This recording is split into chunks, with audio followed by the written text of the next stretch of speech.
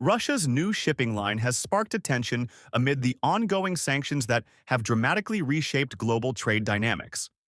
Understanding the intricacies of this new venture requires delving into its economic benefits, the strategic advantages it offers, and the associated security concerns, all against the backdrop of international sanctions. In response to the crippling sanctions imposed by Western nations after the Ukraine conflict, Russia has been forced to adapt rapidly, finding ways to bypass these restrictions. Among these strategies is the creation of a new shipping line that aims to reduce Russia's dependency on traditional Western-controlled shipping routes. This isn't just a regional play, it is a global statement that seeks to redefine maritime logistics for Russia and its trading partners.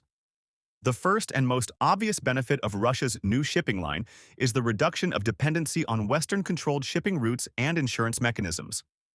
With sanctions in place, many European ports and companies refuse to service Russian ships, disrupting their supply chains and isolating their economy. By creating its own shipping network, Russia gains greater control over its logistics, ensuring that it can still access vital imports and export its goods without relying on foreign intermediaries. This could also mean the potential development of new trade corridors, particularly with nations that are either neutral or supportive of Russia's stance. Nations like China, India, and countries in Africa and Latin America could be key partners, allowing Russia to secure new markets and circumvent sanctions. This is vital for Russia's economy, which heavily relies on the export of oil, gas, and other raw materials. Furthermore, the economic benefit is not limited to just Russia. The countries involved in Russia's new shipping routes could see increased investments and trade opportunities. For instance, ports in Asia or Africa could experience a boom in trade volumes, further reducing the West's leverage in global trade. However, this bold move comes with significant security challenges. Operating in sanctioned waters puts Russia's new shipping line at constant risk of interception, or blockade, by Western naval forces. Sanction enforcement by NATO or allied countries could lead to ships being stopped, confiscated, or turned back, further complicating Russia's efforts to maintain steady trade routes. Additionally, the lack of Western insurance services leaves these ships vulnerable. Most global shipping is insured by Western companies, and without these assurances, Russian ships could find themselves exposed to piracy, accidents, or other maritime risks without adequate financial protection.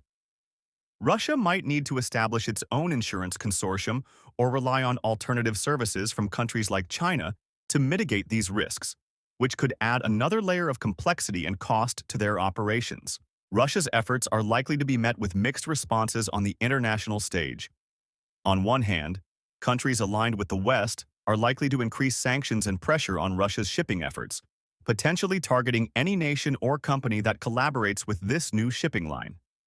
This could deepen global trade divisions, with countries having to choose between adhering to Western sanctions or pursuing economic opportunities with Russia.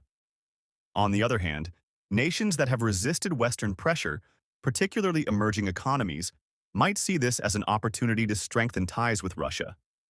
This could be a chance for these countries to secure favorable trade deals, investments, and political alliances that challenge the current global order dominated by Western powers.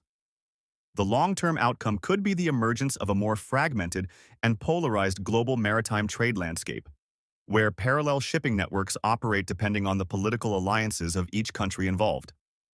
For Russia, this new shipping line is more than just an economic necessity. It's a strategic maneuver. Establishing independent maritime logistics reduces the West's ability to isolate Russia economically.